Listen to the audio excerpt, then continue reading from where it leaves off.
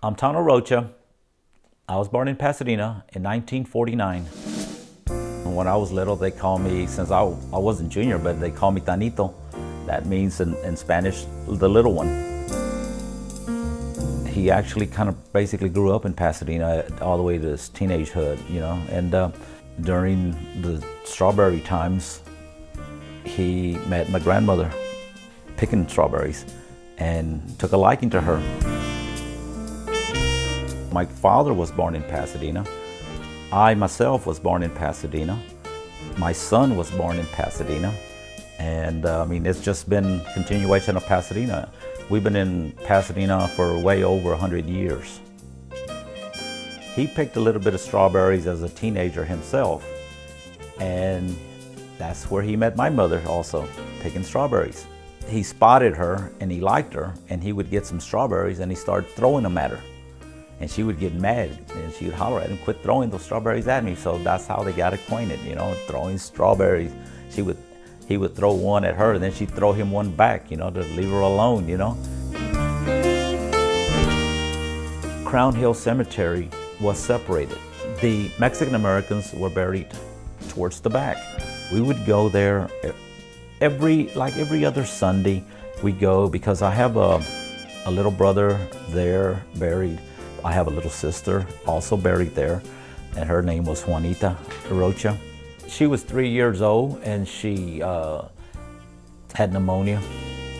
A lot of the Mexican Americans couldn't afford the granite stones and so forth, so they would construct their own headstones out of concrete.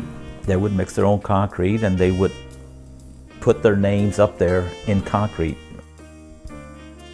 We had the Red Bluff Drive-In, and it was still a regular drive-in.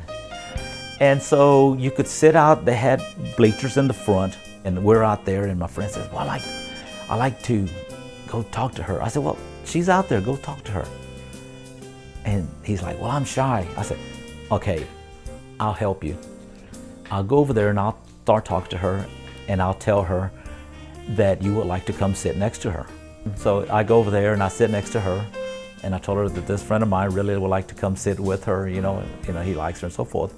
And I asked her, I said, "Can he come sit with you?" She says, "Well, if he wants to sit, it's all right with me." Well, he did. Nothing, you know, nothing happened.